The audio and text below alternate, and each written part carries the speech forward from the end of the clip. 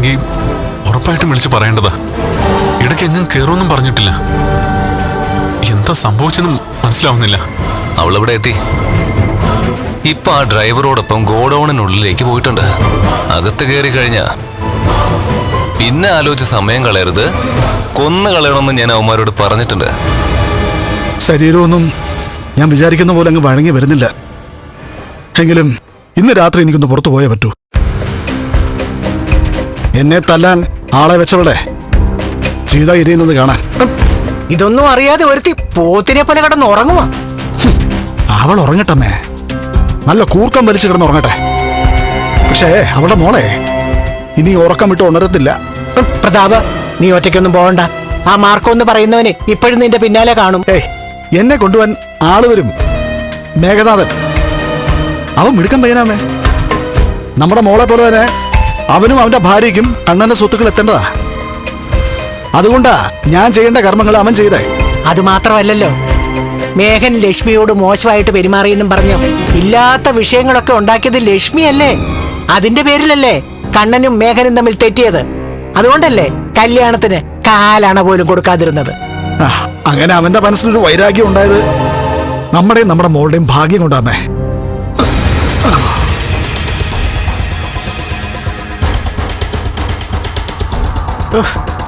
എടാ പ്രതാപ, എല്ലാ പ്രാവശ്യവും ഇതുപോലെ പ്രതീക്ഷകൾ തന്നിട്ട് പിന്നെ അതിനേക്കാൾ നിരാശപ്പെടുത്തിയിട്ടുണ്ട് നിങ്ങളൊക്കെ കൂടെ. ഇത്തവണ അങ്ങനെ എന്തെങ്കിലുമൊക്കെ സംഭവിക്കുമോ? ഇല്ലമ്മേ, അവളുടെ ചിത കത്തുന്നത് കണ്ടിട്ടേ ഞാൻ മടങ്ങി വരൂ. പിന്നെ ഇനി അവൾ നാളെ ശല്യം ചെയ്യണമെന്നുണ്ടെങ്കിൽ അവള് ആത്മാവായിട്ടോ ഇല്ലെങ്കിൽ പ്രേതമായിട്ടോ വല്ലതും നമ്മുടെ പിന്നാലെ വരണം. ദൈവത്തെ സ്വാധീനിച്ചവള് മാത്രമല്ല, ദൈവത്തെ കെട്ടിയിട്ട് നടക്കുന്നവളാ. അതുകൊണ്ട് ദൈവം ഇനി പ്രേതമായിട്ട് അവളെ കൊണ്ടുവരുമെന്ന് പറയാൻ പറ്റത്തില്ല. ജീവിച്ചിരിക്കുന്ന ലക്ഷ്മിയാ നമ്മൾ പേടിക്കണ്ടേ, അല്ലാതെ മരിച്ചവളെ അല്ല. അങ്ങനെ മരിച്ചവളും നമ്മുടെ പിന്നാലെ വരികയാണെന്നുണ്ടെങ്കിൽ അവളെ ഒഴിപ്പിക്കാനേ നല്ല മന്ത്രവാദികളുണ്ട് ഈ നാട്ടില്. എന്റെ ഈശ്വരാ, എങ്ങനെയെങ്കിലും ആ ലക്ഷ്മി ഒഴിഞ്ഞു പോയിട്ട് നമ്മുടെ കുഞ്ഞിന്റെ കണ്ണുനീരൊന്നും തുറന്നാ മതിയായിരുന്നു.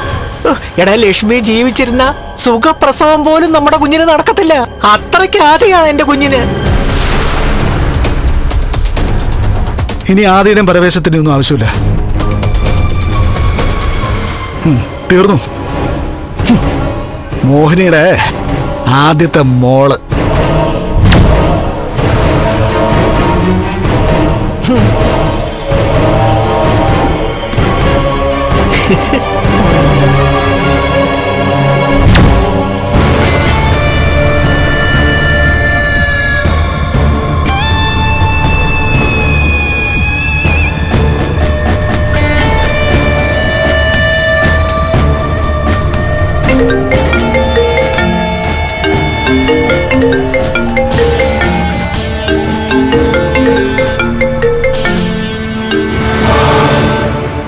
ഹലോ, അനന്തുവേട്ടാ.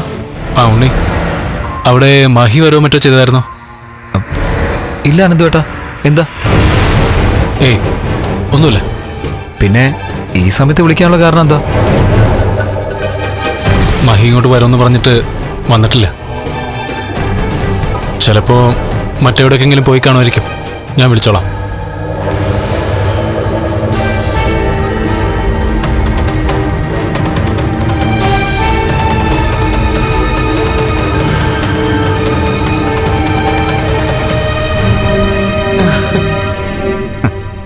അനന്തുവേട്ടനാ വിളിച്ചത്. മഹാലക്ഷ്മി ഇങ്ങോട്ടെങ്ങാനും വന്നോന്ന്. അവൾ ഇനി വരില്ല. ആ സത്യം അവളെ സ്നേഹിക്കുന്നവർക്ക് അറിഞ്ഞു വരുന്നതേ ഉള്ളൂ. എടാ മോനെ, ഇപ്പോഴേതായാലും പോലീസൊക്കെ കാര്യങ്ങളൊക്കെ അറിഞ്ഞു കാണില്ലേ? മിക്കവാറും. ചിതേരിന്നിടത്ത് കാണാൻ അച്ഛനും മേഘേട്ടനൊക്കെ പോകുന്നുണ്ടെന്നാ പറഞ്ഞത്. എന്തിനാ അവരൊക്കെ പോകുന്നേ? അതൊക്കെ അപകടമല്ലേ മോളെ? അവൾ അത്രത്തോളം ഈ അടുത്ത സമയത്ത് അച്ഛനെ ദ്രോഹിച്ചതാ. കമലേശ്വരത്തെ മൂത്ത മോനെ കല്യാണം കഴിച്ച ശേഷം അവള് നിലത്തൊന്നും അല്ലല്ലോ നിന്നിട്ടുള്ളത്. മോളെ, ആ ദേഷ്യമൊക്കെ നമുക്കും ഇല്ലേ? എങ്കിലും ഈ സമയത്ത് നമ്മൾ ഇതിന്റെയൊക്കെ സന്തോഷം പുറമേ കാണിക്കണോ? കാണിച്ചോണ്ട് നടന്നാ പിടി വീഴില്ലേ? ഇത്രയൊക്കെ ചെയ്യാൻ മേഘേട്ടന് കഴിയുമെങ്കിൽ അതൊക്കെ ആലോചിച്ചിട്ടായിരിക്കും അങ്ങനെ ഓരോന്ന് ചെയ്യുന്നത്. അവന് ലക്ഷ്മിയോടും കണ്ണനോടും ഒക്കെ തീർത്താ തീരാത്ത പകയാണുള്ളത്. എന്നുവെച്ചാ മഞ്ജുവിനെ സ്വാധീനിച്ചിട്ട് അവരുടെ കുടുംബ ജീവിതം പോലും ഇല്ലാതാക്കാൻ ലക്ഷ്മിയും കണ്ണനും ശ്രമിച്ചില്ലേ? ഇപ്പോഴും മഞ്ജുനും മേഘേട്ടന് വലിയ വിശ്വാസമൊന്നും വന്നിട്ടില്ല. ഇടയ്ക്ക് വിളിച്ചപ്പോഴും താല്പര്യമില്ലാത്ത രീതിയിലൊക്കെയാ സംസാരിച്ചത്. അങ്ങനെയുള്ളപ്പോഴേ അതിന് കാരണമായവരെ കരയിക്കണ്ടടാ. ഏതായാലും നമുക്ക് എല്ലാം ഒന്ന് പാക്ക് ചെയ്ത് വെച്ചേക്കാം. മിക്കവാറും നമ്മളെയൊക്കെ അയാൾ പുറത്താക്കാനുള്ള സാധ്യതയുണ്ട്. അങ്ങനെ പുറത്താക്കാനൊന്നും പറ്റത്തില്ല. അവന്റെ പേരിലാണ് ഈ വീടെങ്കിലുവേ അവന്റെ അമ്മയായിട്ടല്ലേ ഇത്രയും നാൾ ഞാൻ ഈ വീട്ടിൽ ജീവിച്ചത്. അങ്ങനെ അമ്മമാരെ പെട്ടെന്ന് ചവിട്ടി പുറത്താക്കാൻ പറ്റുമോ? അതിന് ഇവിടെ ഏതെങ്കിലും കോടതി സമ്മതിക്കോ? അതിന് അമ്മയാളുടെ സ്വന്തം അമ്മയല്ലല്ലോ. സ്വന്തമായാലും അല്ലെങ്കിലും അവന്റെ ചെറുപ്രായത്തില് അവനെ നോക്കാൻ വേണ്ടിയിട്ടാ അവന്റെ അച്ഛൻ എന്നെ കെട്ടിക്കൊണ്ട് ഇങ്ങോട്ട് കൊണ്ടുവന്നത്. അവന്റെ അച്ഛനും ഞാനും തമ്മിൽ കല്യാണം കഴിഞ്ഞതിന്റെ രേഖകളും ഉണ്ട്. അതൊക്കെ കോടതി കണക്കിലെടുക്കത്തില്ലേ? ശരിയാ ഉണ്ണിയേട്ടാ. വക്കീലായ ഉണ്ണിയേട്ടന്റെ ഏട്ടന് അതേപ്പറ്റിയൊക്കെ ബോധം കാണും. അതുകൊണ്ട് അമ്മ ഇവിടുന്ന് പുറത്താക്കാനുള്ള സാധ്യതയില്ല. പിന്നെ ആരെ പുറത്താക്കിയാലും ഞാൻ പറഞ്ഞല്ലോ, നമുക്ക് നമ്മുടെ മുത്തശ്ശിയുടെ വീട്ടിലേക്ക് പോവാം. ഇത്രയും വലിയ വീടല്ലെങ്കിലും അത് സാമാന്യം തരക്കേടില്ലാത്ത വീടാ. ഇനിയുള്ള കാലം അവിടെ താമസിക്കാം. പിന്നെ വീൽ ചെയറിലിരിക്കുന്ന രാജാവിന്റെ ആജ്ഞയൊന്നും കേൾക്കേണ്ട കാര്യമില്ല. കണ്ണേട്ടന്റെ ജീവിതത്തിന് ഏൽക്കുന്ന ഏറ്റവും വലിയ തിരിച്ചടിയായിരിക്കും ഇത്. മഹാലക്ഷ്മിക്ക് ദൈവങ്ങളെക്കാളും മുകളിൽ സ്ഥാനമാ അയാള് കൊടുത്തത്. അങ്ങനെയുള്ളവള് പോയ സ്ഥിതിക്ക് അയാളുടെ ചൈതന്യവും പോയി. ഇനി അരയ്ക്ക് താഴോട്ട് മാത്രമല്ല, മനസ്സ് തളർന്ന ഒരു കണ്ണനെയാ നമ്മളൊക്കെ കാണാൻ പോകുന്നത്.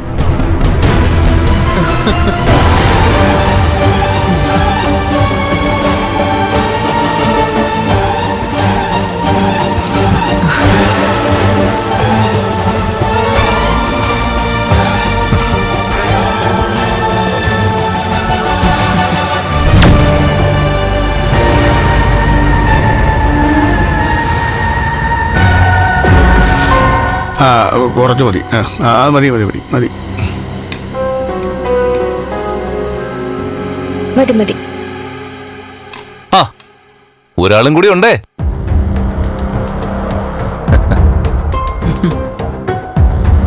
ഞാൻ നിനക്കും എടുത്തു വെക്കാൻ തുടങ്ങുമായിരുന്നു.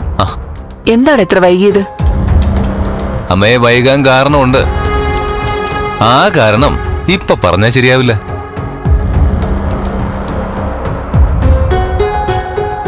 അല്ല, ഇവിടെ ഒരാളുടെ കുറവുണ്ടല്ലോ. അവളിവിടെ മഞ്ജു. അയ്യോ, തമ്പുരാട്ടിയെ വിളിച്ചു, എന്നിട്ട് വന്നില്ല. അവക്കേ ഭക്ഷണമൊന്നും വേണ്ടാന്ന്. എടി സോദി, അമ്മ അവളും കൂടി വീണ്ടും വഴക്കിട്ടോടി. ഇവിടെ ആരും വഴക്കിടാനൊന്നും പോയില്ല. ഞങ്ങളെയൊക്കെ കാണുമ്പോ മുഖം വീർപ്പിച്ചോണ്ട് നടക്കുക. അവളെ ഒരു പെങ്കൊച്ചാണെന്നുള്ള ബോധം അവക്കില്ല. ബോധം കണ്ടേനെ, എന്തെങ്കിലും കാര്യമായിട്ട് അവള് കൊണ്ടുവന്നെങ്കി. അമ്മയുടെ ആഗ്രഹങ്ങളൊക്കെ നടക്കും. ഇനിയിപ്പോ അതിലേക്കാ കാര്യങ്ങളുടെ പോക്ക്. ഇനിയിപ്പോ ആരാഹാരം കഴിച്ചില്ലെങ്കിലും ഞാൻ ഇന്ന് നന്നായിട്ട് കഴിക്കും. അത്രയ്ക്ക് വിശപ്പുണ്ട് എനിക്ക്. പിന്നെ കഴിഞ്ഞ ശേഷം എനിക്ക് ആ പ്രതാപൻ അങ്കിളിനെ കൂട്ടി ഒരിടം വരെ പോകാനുണ്ട്. വയ്യാത്ത അങ്ങേരം കൊണ്ട് നീ എങ്ങോട്ട് പോവാടാ? അങ്ങേർക്ക് എനിക്കൊപ്പം ഒരിടം വരെ വരണമെന്ന് പറഞ്ഞിട്ടുണ്ട്. പോകുന്നേക്കെ കൊള്ളാം. നിന്റെ അച്ഛൻ പോയി തല്ലുകൊണ്ടതുപോലെ അവസാനം കൈയും കാലും ഓടിച്ചോണ്ട് വരരുത്. അമ്മേ, ഇനി അങ്ങോട്ട് എല്ലാവരുടെയും പരാതി തീരാൻ പോവാ. അങ്ങനെയാ കാര്യങ്ങളുടെ ഒക്കെ പോക്ക്. ഈ രാത്രി തന്നെ നിനക്ക് പോണം. പോണം? എന്നാ പിന്നെ ഞാനിവിടെ വരാം. ഏയ്, അത് വേണ്ട. അങ്ങനെ എല്ലാവരും കൂടെ പോകേണ്ട കാര്യമൊന്നുമില്ല. എന്നാൽ ഇത്ര അത്യാവശ്യമായിട്ട് ഈ രാത്രി ലേട്ടൻ എങ്ങോട്ടാ പോകുന്നേ? എടി, നിന്റെ കല്യാണം ആർഭാടായിട്ട് നടത്തണ്ടേ? അത് നടക്കത്തില്ല എന്ന് പറഞ്ഞതേ ഇവിടെ ഒരാൾ മരുമോളെ പോലും തള്ളിക്കളഞ്ഞിരിക്കുക. അതൊക്കെ പരിഹരിച്ചേ പറ്റൂ. അതിനുള്ള ഓട്ടത്തിലാ ഞാൻ. പിന്നെ അമ്മയെ മോൾ ഇപ്പൊ അത്രയും മനസ്സിലാക്കിയാൽ മതി.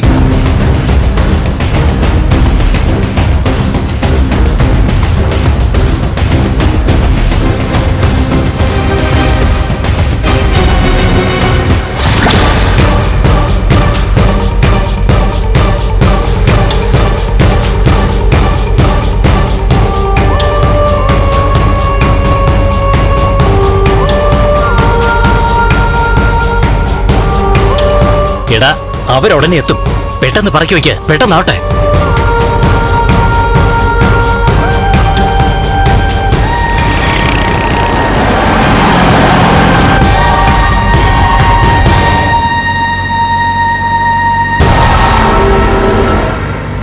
സംഗതിയൊക്കെ സെറ്റാങ്കളെ. ഇനിയിപ്പോ നമ്മൾ അങ്ങോട്ട് ചെന്ന് തീ കത്തിച്ചാൽ മാത്രം മതി. എടാ മേഘ, എല്ലാ തവണത്തെയും പോലെ ഇത്തവണയും നമുക്ക് അബദ്ധം പറ്റുമോ?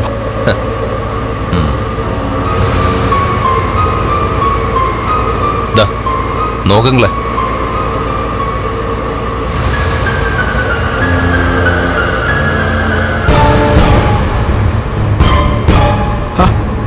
എടാ ഇതിനകത്ത് ബോഡി കമന്നല്ലേ കിടക്കുന്നേ?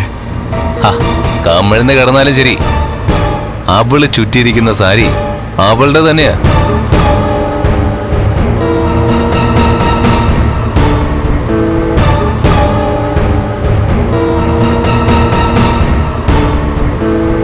അങ്കിളിനോട് ഞാൻ പറഞ്ഞല്ലോ, ഫിനാൻസിയേഴ്സിൽ നിന്ന് അവള് ഗോഡൌണിൽ എത്തുന്നത് വരെയുള്ള എല്ലാ വിഷ്വൽസും അയച്ചു തന്നാണ് അവന്മാര്.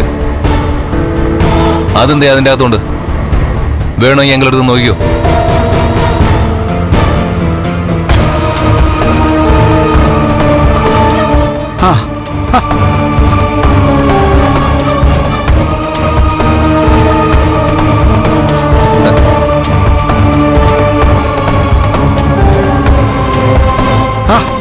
ശരിയാടാ, ഈ സാരി തന്നെയാ ആ ബോഡി ചുറ്റിരിക്കുന്നത്.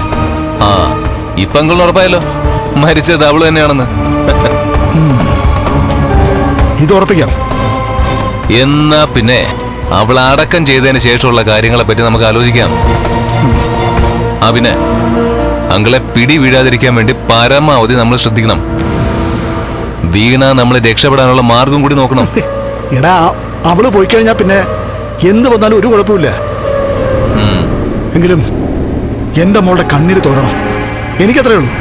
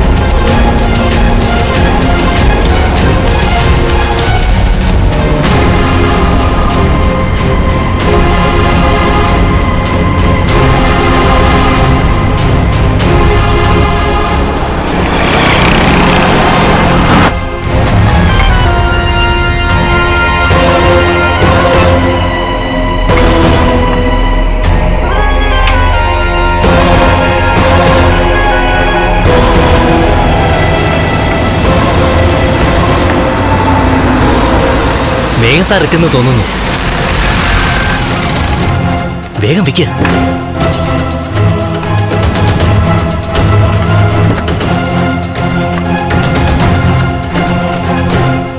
അവിടെ വിക്ക്.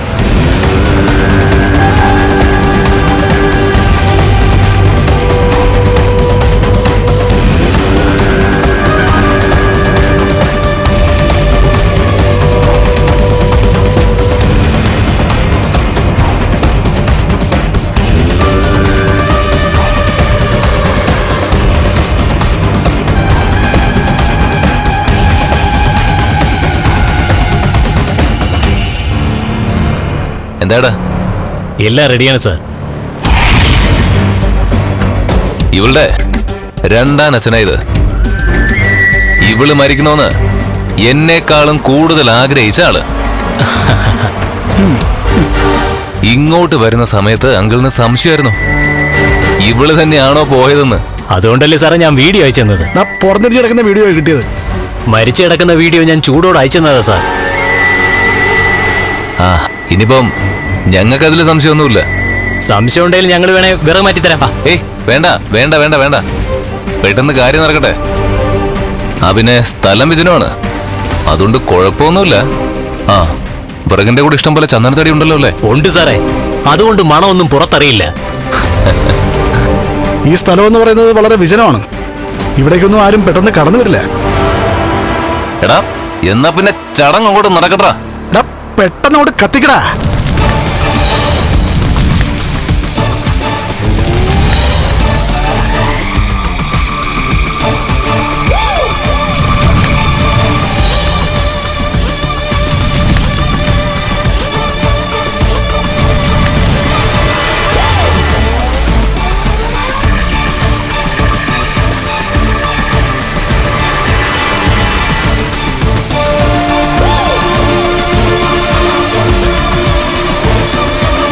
ദാ സാറേ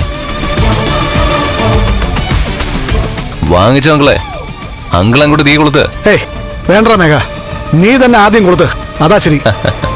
അത് പറ്റില്ല അങ്കിളെ, ഇവളുടെ രണ്ടാം അച്ഛൻ തന്നെ ചിതയ്ക്ക് ആദ്യം തീ കൊളുത്തണം. അതാ അതിന്റെ ശരി. എനിക്കതിനെ മടിയൊന്നുമില്ലടാ, സന്തോഷമേ ഉള്ളൂ. എന്നാ ഇതാ.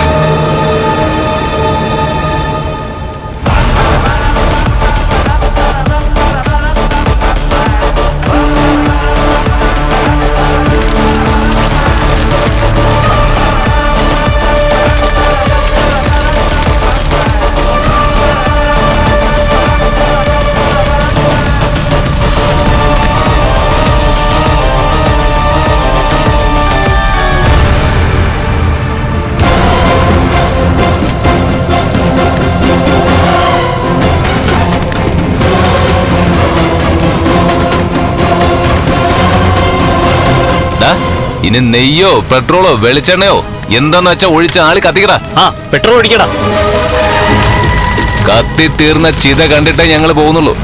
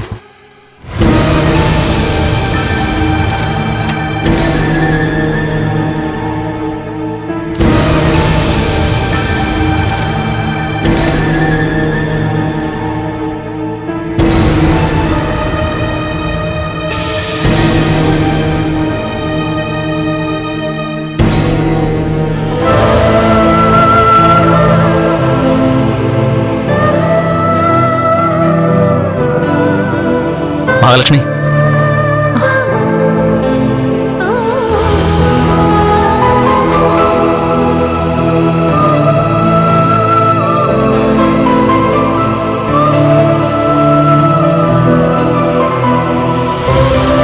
എന്തായി? ഇപ്പോ ചിത കത്തിയിരിക്കുക, മഹാലക്ഷ്മിയുടെ ചിത. ചിതയ്ക്ക് തീ കൊളുത്തിയതാരാണെന്നറിയോ? മഹാലക്ഷ്മിയുടെ രണ്ടാനച്ഛനും പിന്നെ ആ മുട്ടാളനും ചേർന്ന മേഘനാഥൻ.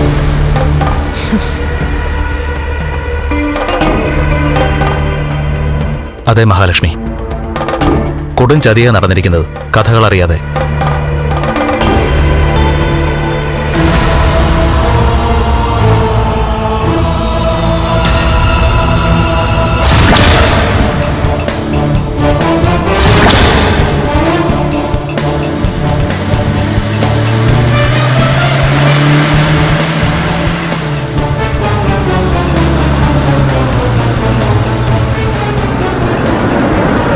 നിർത്ത്.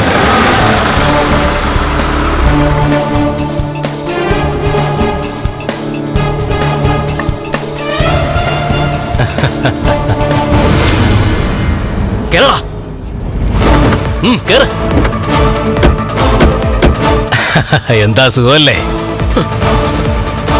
അയ്യോ പാവം, നിന്നെ ഒരു മനുഷ്യ ബോംബാക്കാൻ പോവാ. ഞങ്ങള് സ്വിച്ചിട്ട നീ പൊട്ടിത്തെറിക്കും.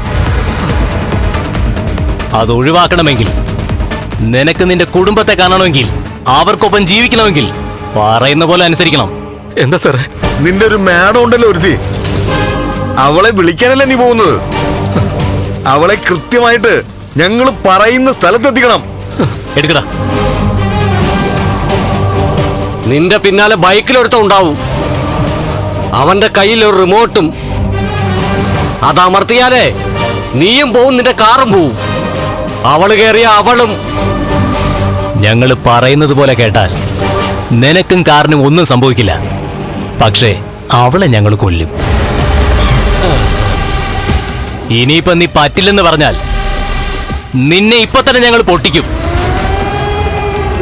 ആഗ്രഹം ഒരുപാട് ബാക്കിയുണ്ടാവുമല്ലോ, അതുകൊണ്ട് കൂടുതൽ അഭ്യാസമൊന്നും വേണ്ട.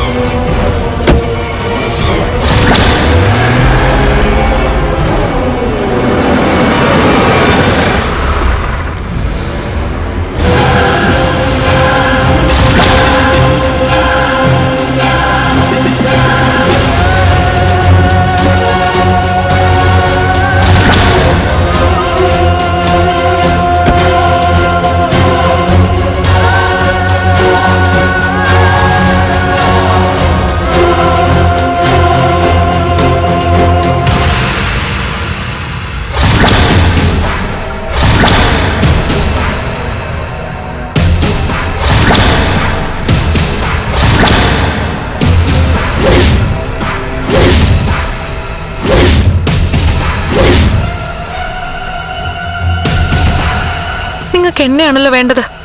ഈ പാവത്തിന് വെറുതെ വിട്ടേക്ക്.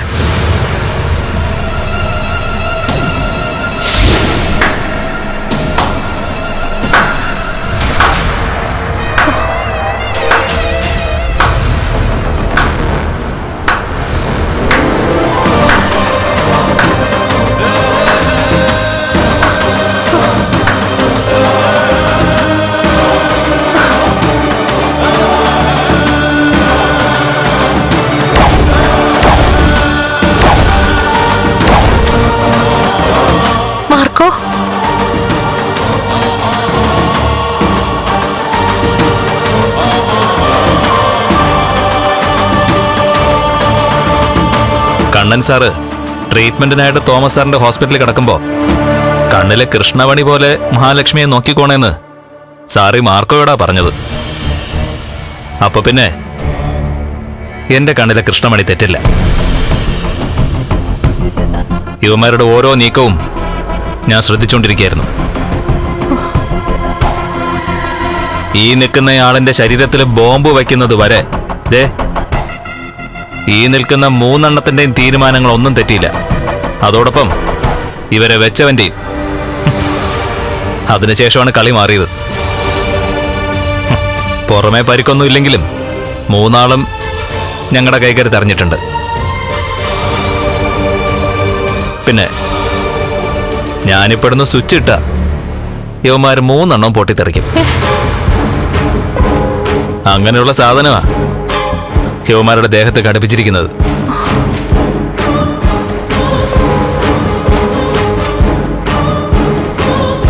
അതുകൊണ്ട് ചേട്ടൻ ഇനി പേടിക്കണ്ട കേട്ടോ.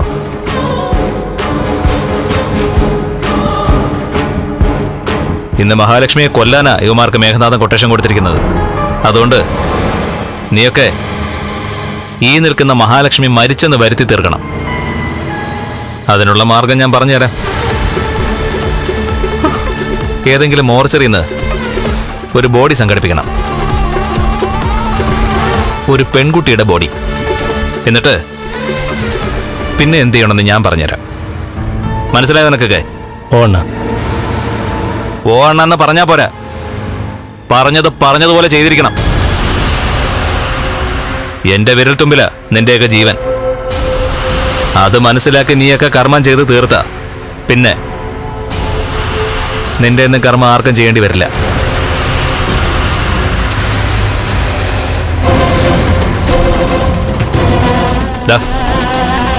സുരേഷ് ചേട്ടാ വണ്ടി എടുത്ത് പുറത്തിട്. നിങ്ങൾ വാ.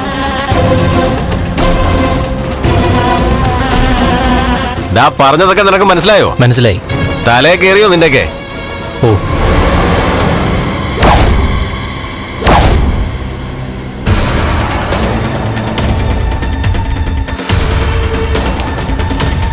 ഇന്നത്തെ ദിവസം രാത്രി കഴിയുന്നതുവരെ മഹാലക്ഷ്മി ഇവിടെ വേണം. അയ്യോ, എന്നെ മഹാലക്ഷ്മിക്ക് വിശ്വാസമാണല്ലോ.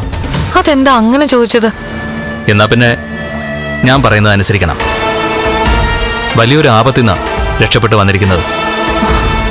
എന്റെ കണ്ണൊന്ന് തെറ്റിയിരുന്നെങ്കിൽ പിന്നെ തോമസ് സാറിന്റെ അഗസ്ത്യകൂടത്തിൽ കിടക്കുന്ന ആൾക്ക് ഈ നിൽക്കുന്ന ആളിനെ കാണാൻ പറ്റില്ലായിരുന്നു. വാ.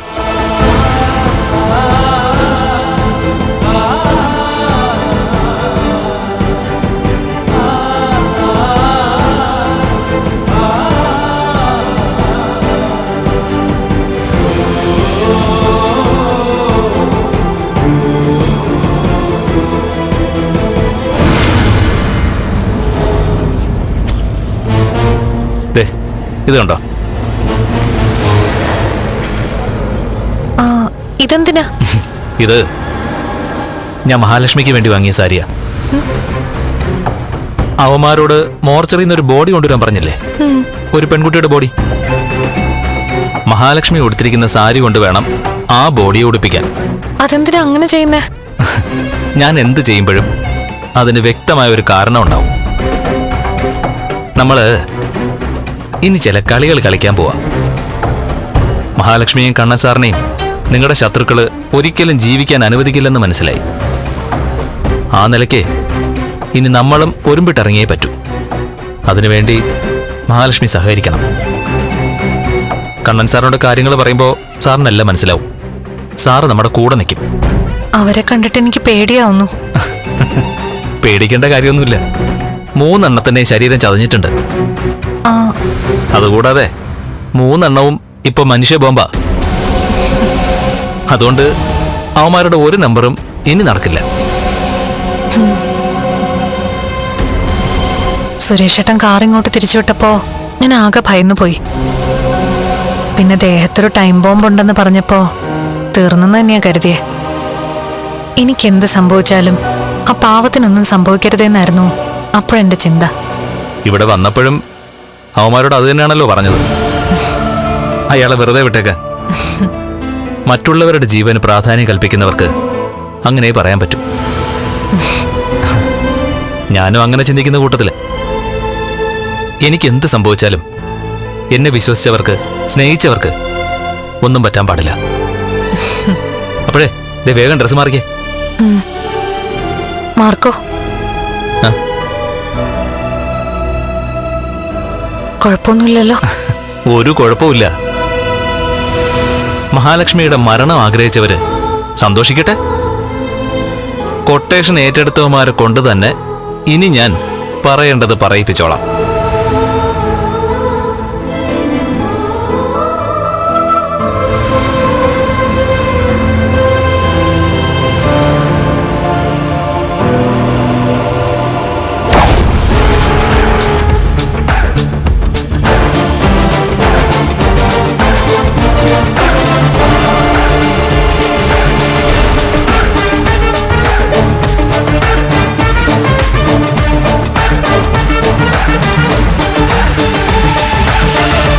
ഇപ്പോ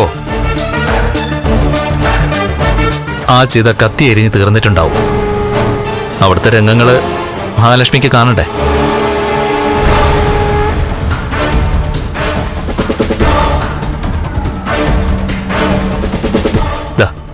നോക്ക്.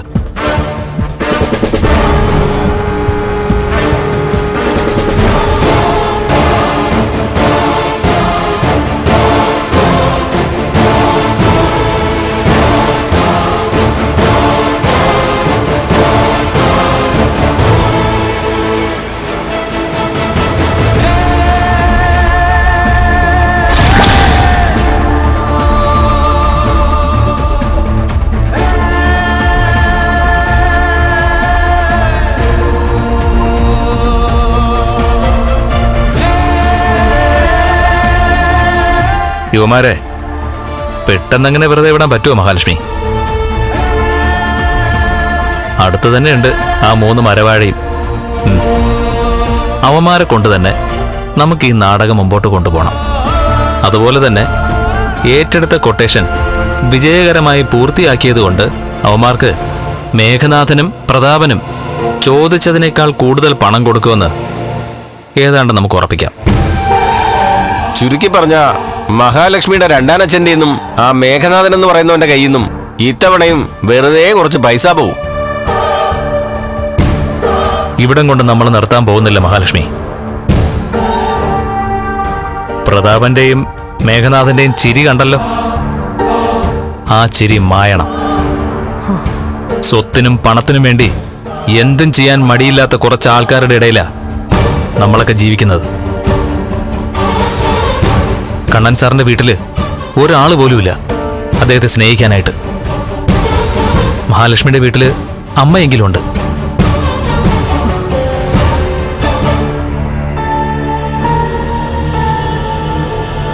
എന്നാ 12-ാം വയസ്സില് അരയ്ക്ക് താഴേക്ക് തളർച്ച ബാധിച്ച ആ പാവ മനുഷ്യനെ പണത്തിനു വേണ്ടി മാത്രമാ വീട്ടിലുള്ളവർ സ്നേഹിച്ചത്. ഇപ്പോ സ്നേഹിക്കാൻ അറിയാവുന്ന ഒരാളെ കല്യാണം കഴിച്ചതാ അവര് അദ്ദേഹത്തിൽ കാണുന്ന കുറ്റം. നല്ല മനസ്സുള്ളവർക്ക് നമ്മൾ പോലും വിചാരിക്കാത്ത സമയത്ത് ഒരുപാട് പേര് സഹായിക്കാൻ വരും. അങ്ങനെയാ ഞങ്ങളൊക്കെ നിങ്ങളുടെ അരിയിലേക്ക് വന്നതെന്ന് കൂട്ടിയാൽ മതി. മാർക്കോ ഞങ്ങൾക്ക് ചെയ്തു തന്ന സഹായം ഒരിക്കലും മറക്കാൻ പറ്റില്ല. ഇതൊന്നും സഹായമല്ല, ഞങ്ങളുടെ കടമയാ. ഞങ്ങൾ സന്തോഷം കണ്ടെത്തുന്നത് ഇങ്ങനെയൊക്കെയാ. അതെ, ഇങ്ങനെയുള്ള ജീവിതത്തിന് ഒരു സുഖമൊക്കെ ഉണ്ട്. ഞങ്ങളെയൊക്കെ കാത്തിരിക്കാൻ അങ്ങനെ പ്രത്യേകിച്ച് ആരുമില്ല. ഇതുപോലെ റിസ്ക് എടുത്ത് ഓരോ കാര്യങ്ങൾ ചെയ്യുമ്പോൾ എന്തെങ്കിലും ആപത്തുണ്ടായാലും ഇനിയിപ്പോൾ അങ്ങനെ അങ്ങ് മരിച്ചു പോയാലും ഞങ്ങൾ പോയതിൻ്റെ പേരിൽ വാവിട്ട് നിലവിളിക്കാനും പിന്നീട് കരയാനും ആരുമില്ലെന്നാ പറഞ്ഞത്. അതെന്താ അങ്ങനെ പറഞ്ഞ്?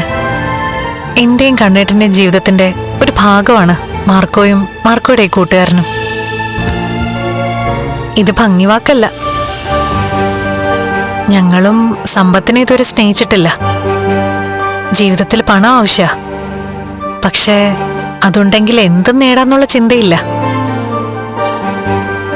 മാർക്കോയെ ദൈവത്തിന്റെ ഒരു അവതാരമായിട്ടാ ഞങ്ങളൊക്കെ കാണുന്നേ.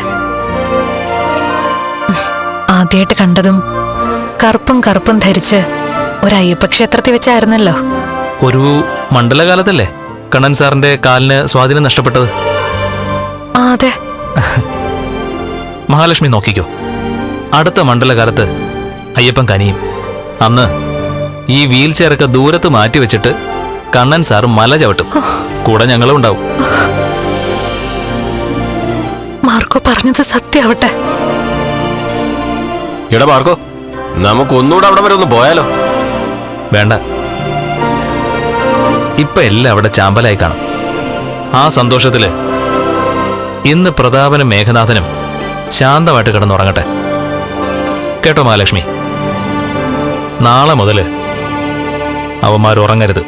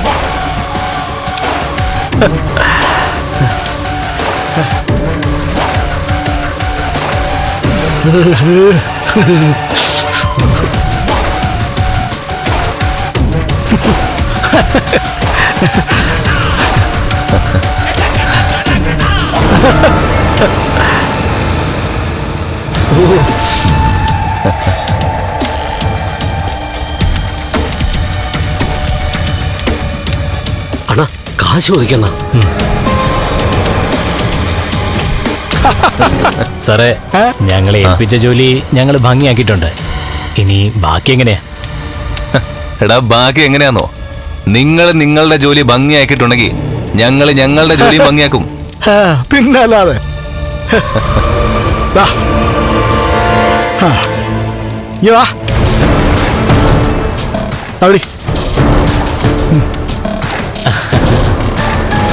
പറഞ്ഞതിനേക്കാൾ കൂടുതലുണ്ട്. വേണമെങ്കിൽ നീ എണ്ണി നോക്കിയോ. അതിന്റെ ഒന്നും ആവശ്യമില്ല സാറേ. ഇനി നിങ്ങൾക്ക് എന്തെങ്കിലും വേണമെന്നുണ്ടെങ്കിൽ വിളിച്ചോ. ഞങ്ങളെ കൊണ്ട് ചെയ്യാവുന്ന സഹായമൊക്കെ ചെയ്യും. കാരണമേ നീ ഞങ്ങൾക്ക് ചെയ്തു തന്ന ഉപകാരമുണ്ടല്ലോ, അത് ഒരിക്കലും എനിക്ക് മറക്കാൻ പറ്റില്ല. എന്നാ ശരി സാറേ, പോട്ടെ സാറേ. ശരി എന്നാ വാടാ. ആയിക്കോട്ടെ. പോട്ടെ സാർ.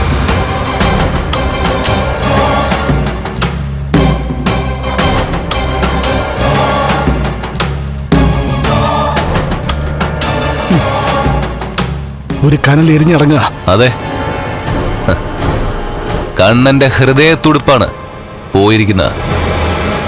കണ്ണന്റെ മാത്രമല്ല, എന്റെ വീട്ടിലൊരു തിരിപ്പുണ്ട്, ഇവളുടെ അമ്മ. ഇവള് നല്ല നിലയിലായപ്പോഴേ ഇവളെ പോലെ തന്നെ അഹങ്കാരമായിരുന്നു ഇവളുടെ അമ്മയ്ക്കും. അതിനുള്ള തിരിച്ചടിയാ ഇപ്പൊ ഉണ്ടായ. കണ്ണനിപ്പോ തന്നെ അറിയിക്കേണ്ടവരൊക്കെ വിവരം അറിയിച്ചാണ് പോലീസിനെ. അവൻ ആരെ വേണമെങ്കിലും അറിയിക്കട്ടാ. ഇപ്പഴെനിക്ക് ആത്മവിശ്വാസം ഡബിളാ. എനിക്കും അങ്ങനെ തന്നെയാ. എന്റെ കല്യാണത്തിന് കണ്ണം പങ്കെടുക്കാതിരുന്നപ്പോഴേ ഞാൻ കുറിച്ചിട്ടതാ, ഞങ്ങളുടെ കുടുംബങ്ങളെ തകർക്കാനായിട്ട് കടന്നു വന്നവളെ കത്തിക്കുമെന്ന്. ഇനിയിപ്പത് എല്ലാരും അറിയിക്കണ്ടേ. എന്റെ മോൾക്കും ഉണ്ണിമോനും ഒക്കെ ഇത് അറിയുമ്പോഴേ എന്തൊരു സന്തോഷമായിരിക്കുന്നോ. അവർക്ക് മാത്രമല്ല, എന്റെ വീട്ടിലുണ്ട് ഈ വാർത്ത കേട്ട് സന്തോഷിക്കാനായിട്ട് ഒരുപാട് ആൾക്കാര്. പക്ഷേ അത് ഫോണിലൂടെ ഒന്നും വേണ്ട, നേരിട്ട് പറഞ്ഞാ മതി. ഇനി ഒരുത്തനെയും കൂടെ ഇതുപോലെ ഇവൾക്ക് പിന്നാലെ പറഞ്ഞയക്കണോ മക്കളെ, ആ മാർക്കോയെ. അവനെ എന്നെയും നിന്റെ അച്ഛനെയും തല്ലി ചതച്ചവനാ. അതുകൊണ്ട് അവനെ കൊന്നിട്ടല്ല കത്തിക്കേണ്ടത്, ജീവനോട് കത്തിക്കണം അവനെ. ഇപ്പൊ പോയമാരെ മിടുക്കന്മാരാ, അവന്മാർക്ക് തന്നെ നമുക്ക് കൊട്ടേഷൻ കൊടുക്കാങ്ങളെ. ശരി, എല്ലാം നീ ഏർപ്പാടാക്കിക്കോ. പണം മുടക്കുന്ന കാര്യം ഞാൻ ഏറ്റു. പിന്നെ ആ പോയവന്മാരെ ഇടയ്ക്കിടയ്ക്കൊന്ന് വിളിച്ചിട്ടേ ഒന്ന് സന്തോഷിപ്പിച്ചേക്കണം. കേസും വഴക്കും ഒക്കെ നടക്കുമ്പോ അവന്മാർ അറസ്റ്റിലായ ഒരു കാരണവശാലും നടന്നതൊന്നും പറയാൻ പാടില്ല. അതൊന്നും പറയത്തില്ല, ചെയ്യുന്ന ജോലിയോട് ആത്മാർത്ഥതയുള്ളവന്മാരാ. പിന്നെ ഗുണ്ടകളാ, എപ്പോഴാ അവന്മാരുടെ മനസ്സ് മാറുന്നൊന്നും പറയാൻ പറ്റില്ല.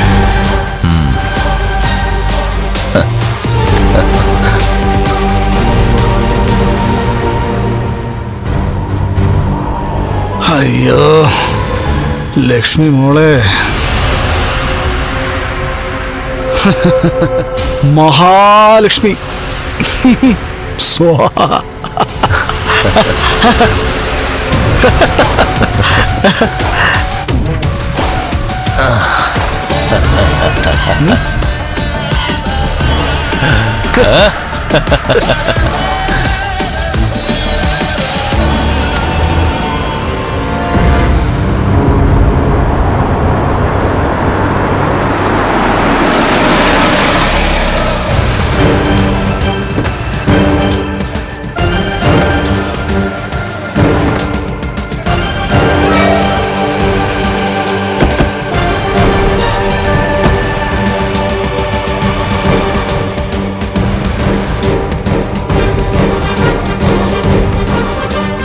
എന്താടാ എല്ലാം കഴിഞ്ഞെണ്ണ. നമുക്ക് പൈസ കിട്ടിയോ? ചോദിച്ചതിനേക്കാളും കൂടുതൽ തന്നെണ്ണ. പോരെ. പിന്നെ ഞാൻ പറഞ്ഞതൊക്കെ ഓർമ്മയുണ്ടല്ലോ, മഹാലക്ഷ്മിയെ നീയൊക്കെ കൊന്നു, അതിലിനി മാറ്റമില്ല.